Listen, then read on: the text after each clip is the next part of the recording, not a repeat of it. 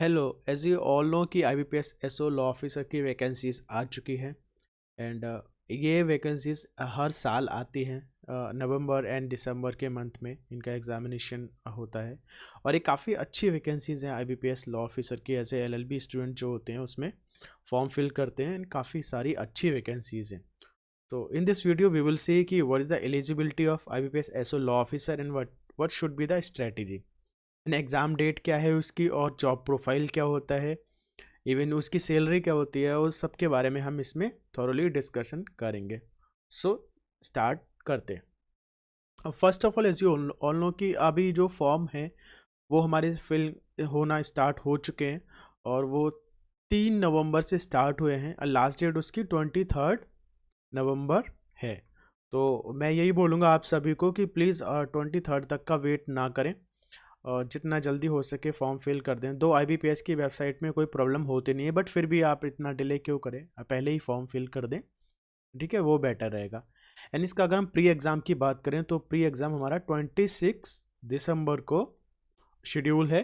और mains exam की अगर हम बात करें तो वो 30 जनवरी को हमारा होगा नेक्स्ट ईयर। 30 जन को होगा। तो काफ़ी सारा इस बार ड्यूरेशन मिला है। अदरवाइज 26-25 के बीच में ये एग्ज़ाम होता था। तो इस बार अप्रॉक्सीमेटली 30 डेज़ मिल रहे हैं मेंस की तैयारी के लिए। तो मैं ये बोलूँगा अभी मेंस की बहुत ज़्यादा टेंशन मत लो, थोड़ा प्री पे फोकस करो, प्री एग्ज़ाम क्लियर करने की कोशिश करो। एंड इंटरव्यू की अगर हम बात करते हैं, interview most of the time की फेब और मार्च के मंथ में होते हैं, ठीक है। एवरी ईयर हर साल का ये रिकॉर्ड है कि फेब और मार्च में इंटरव्यू होते हैं। और अगर हम इसकी अपॉइंटमेंट की बात करें तो 1 अप्रैल को इसका रिजल्ट आ जाता है, 1 अप्रैल को रिजल्ट आ जाता है। उसके बाद इसका अलॉटमेंट स्टार्ट हो जाता है। Again don't wait for last date. अगर आप लास्ट डेट का वेट करते हो तो कहीं ना कहीं कुछ चीज़ें ऐसी होती हैं जो हमसे मिस हो जाती हैं, बाद में फिर हम पैनिक होते हैं। तो इसीलिए कोशिश करो आप जितना जल्दी हो सके फॉर्म को फिल कर दो, ठीक है।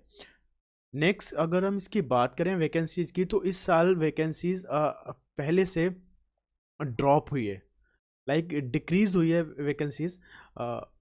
मैं यही बोलूँगा कि हर साल वैकेंसीज कम होती जा रही हैं। तो कोशिश करो जितना जल्दी हो सकता है उतना जल्दी से जल्दी इस एग्ज़ाम को क्रैक करके आप एक जॉब ले सकते हो।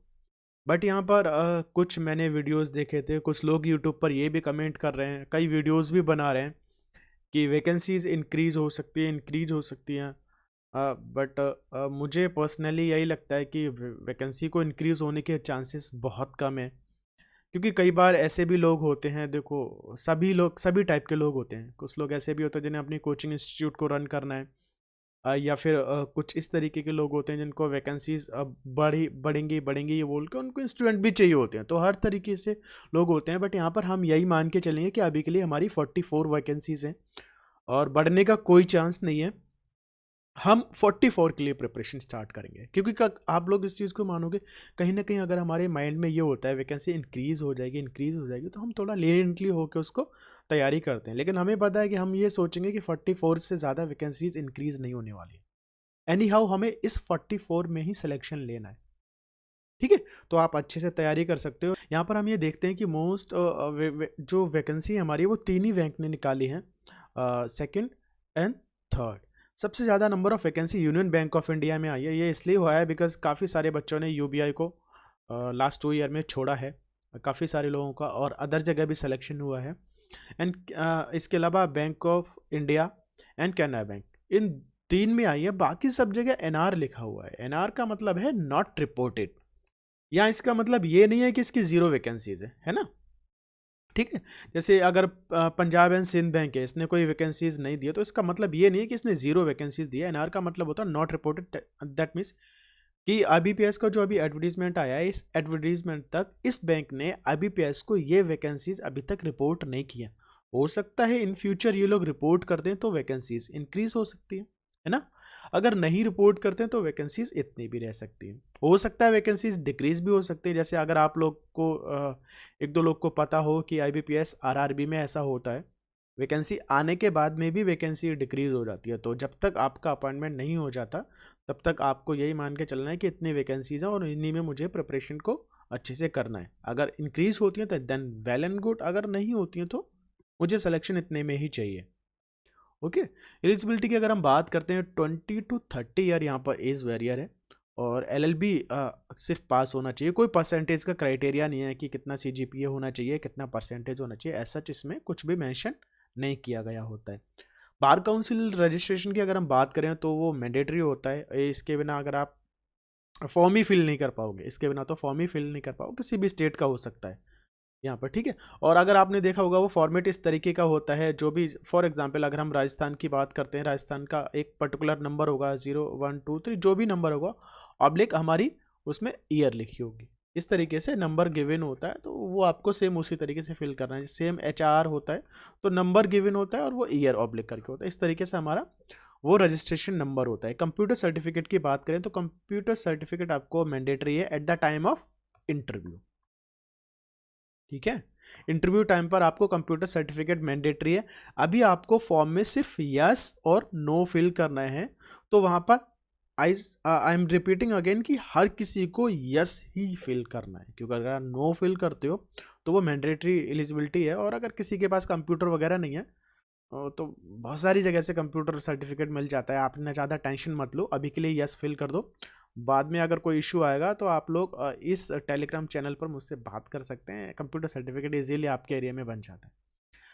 अभी एक कुछ इंपॉर्टेंट फैक्ट की अगर हम बात करते हैं तो यहाँ पर कोई भी एक्सपीरियंस नहीं चाहिए। सबसे अच्छी बात यह है कि फ्रेशर्स इस वैकेंसीज को फिल कर सकते हैं, अदरवाइज हमने देखा कि बहुत सारी वैकेंसीज होती है उनमें एक्सपीरियंस की डिमांड करते हैं वो लोग, तो यहाँ पे फ्रेशर्स अलाउड है, बहुत अच्छी बात है। एआई भी कोई मैंडेटरी नहीं है, बट मैं यही बोलूँगा आपको, पर्सनल मेरा सजेशन है कि अगर आप एआई भी क्लियर कर लेते हो तो वो बहुत ही ज़्यादा अच्छा है।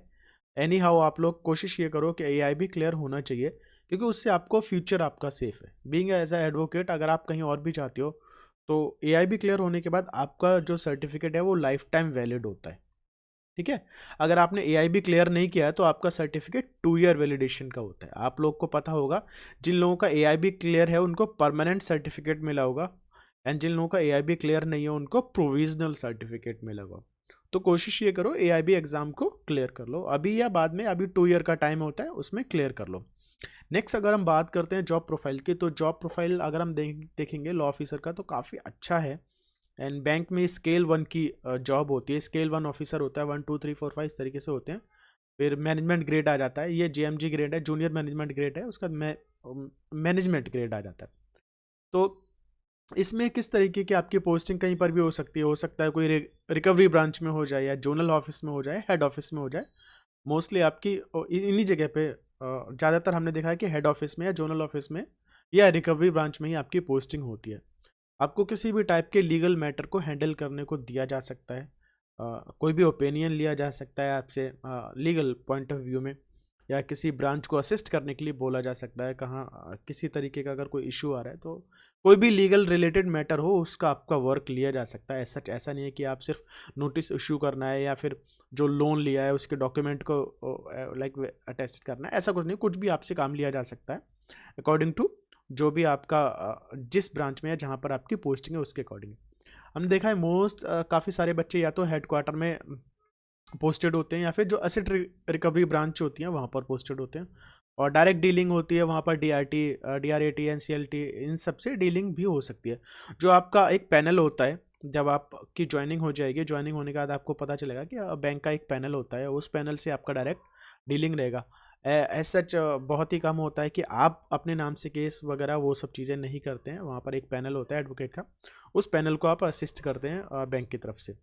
और यहाँ पर हमने देखा है IBPS SO जो लॉ ऑफिसर है वो 90% से ज़्यादा 95% जो हमारा डायरेक्ट मैनेजमेंट लेवल होता है, अपर हमारा जो HQ में हेडक्वार्टर में जो होता है वहाँ से हम लोग कांटेक्ट में रहते हैं मोस्टली, ठीक है, क्योंकि वहाँ से वो लोग भी किसी ना किसी कोई अगर उन्हें ओपिनियन चाहिए होता है लीगल मैटर में, कोई बात चाहिए तो वो लोग बात करते रहते हैं, ठीक है। नेक्स्ट अगर हम बात करते हैं सैलरी की, तो सैलरी फर्स्ट ऑफ ऑल मैं बोलूँगा कि वेरीज करती है एग्जैक्टली आप यही मत सोचना कि यही सैलरी है।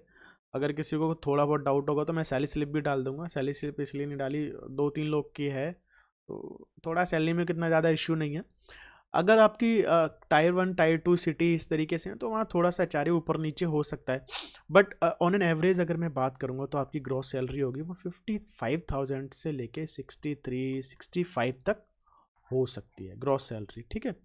अगर हम सीटीसी की बात करें तो 8 to 10 के आसपास का सीटीसी हो जाता है, और डिपेंड करता है 9 भी, हम इसको 8 to 10 नहीं 9 to 10 ही बोलते हैं।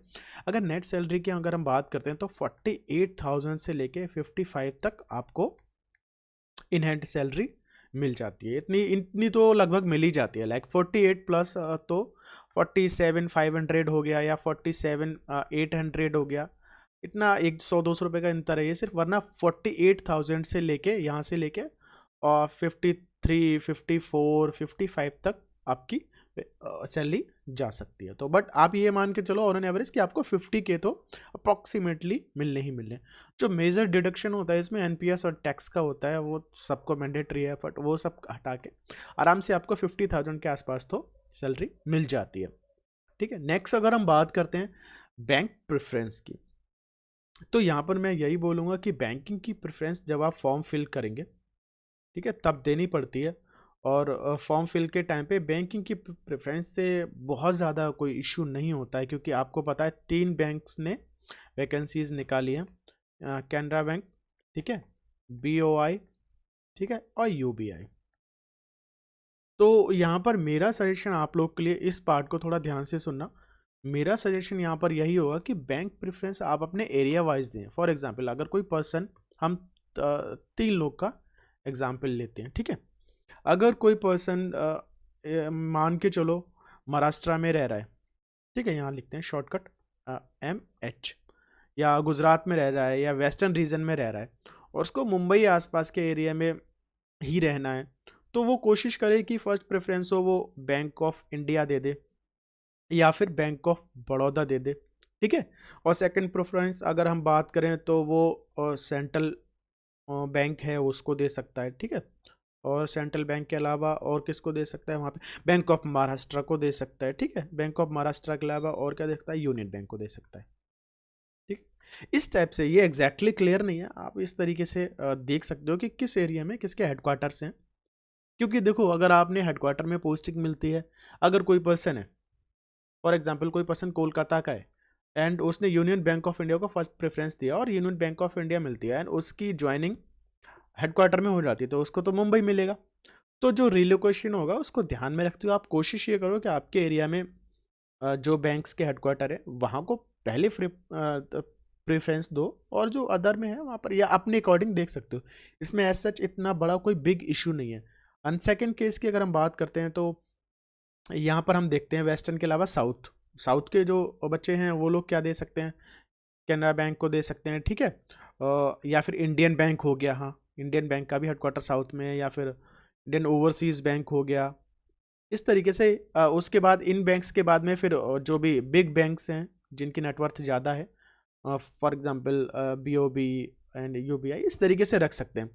और हम अगर थर्ड में देखें कि नॉर्थ के जो बच्चे हैं वो नॉर्थ के बच्चे कैसे दे सकते हैं, फॉर एग्जांपल अगर किसी को दिल्ली, चंडीगढ़, जयपुर इस एरिया में रहना है, नॉर्थ इंडिया में रहना है, तो पंजाब एंड सिंध बैंक, इसका हेडक्वार्टर दिल्ली में है, इसको दे सकते हैं। PNB को दे सकते हैं प्रेफरेंस, एंड फिर बैंक ऑफ बड़ौदा दे सकते हैं। तो इस तरीके से उसको हम देख लेंगे कि हमें जिस एरिया में रहना है उस एरिया के अकॉर्डिंगली हम उसको प्रेफरेंस दें तो ज़्यादा बेटर रहेगा, क्योंकि बैंक में ऐसे इतना बड़ा इशू नहीं है कि अगर हमने PNB फर्स्ट प्रेफरेंस दी तो हमारे को PNB ही मिलेगी, क्योंकि वैकेंसी के ऊपर डिपेंड करता है। फॉर एग्जांपल अगर कोई भी साउथ हम लेते हैं, एक काम करते हैं, राजस्थान का कोई एक बच्चा है और उसने पंजाब एंड सिंध बैंक को प्रेफरेंस दिया, और उसमें 5 to 10 वैकेंसीज अगर आ जाती हैं बाद में, तो उसको फर्स्ट जो बैंक मिलेगी वो PSB ही मिलेगी, ठीक है। और उसका नॉर्थ इंडिया दिल्ली के आसपास ही पोस्टिंग रहेगी, क्योंकि उसकी ब्रांचेस इधर ही ज़्यादा हैं।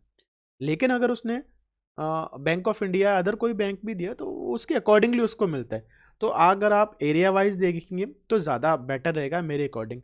एरिया वाइज के बाद सेकंड ऑप्शन अगर आप लेंगे तो जो बिग बैंक हैं, बिग बैंक को आप पहले प्रेफरेंस देंगे, जैसे BOB हो गया, ठीक है, PNB हो गया, इनको अगर आप प्रेफरेंस देंगे तो ज़्यादा अच्छा रहेगा। यहाँ पर लाइक इससे डायरेक्टली कोई ये रिलेशन नहीं है कि आपको यही बैंक मिल जाएगी, लेकिन कोशिश ये करो कि जिस बैंक में आपको मन है काम करने का उस बैंक में ये प्रेफरेंस आप इस तरीके से दे सकते हो। तो प्रेफरेंस के लिए बहुत ज़्यादा टेंशन लेने की ज़रूरत नहीं है, जो आपका दिल करे, जैसा दिल करे वैसा आप प्रेफरेंस दे सकते हो। तो ठीक है, यहाँ तक था इस वीडियो में फॉर प्री एग्ज़ाम के लिए अगर आपको कोई भी डाउट है किसी भी तरीके का, तो आप अभी आगे स्क्रीन पे लेफ्ट साइड में वीडियो आएगा, आप उस पर क्लिक करके प्री एग्ज़ाम के syllabus, strategy, cut off marks को देख सकते हो। और अगर मेंस एग्ज़ाम के लिए आपको कोई भी इशू आ रहा है या मेंस एग्ज़ाम के बारे में आपको बहुत ज़्यादा डिटेल चाहिए, तो आपकी स्क्रीन पे राइट साइड में जो वीडियो आ रहा है आप उस पर क्लिक करके देख सकते हो। वहाँ पर मैंने thoroughly detail syllabus, strategy, cut off and previous जो भी हमारा रहा है उसको डिटेल में बताया है। ठीक है, सो दिस वाज इतना ही था। आप लोग को अगर कोई और डाउट हो कमेंट करके आप लोग मुझसे नीचे पूछ सकते हैं। ठीक है, thank you so much, thank you for watching this video.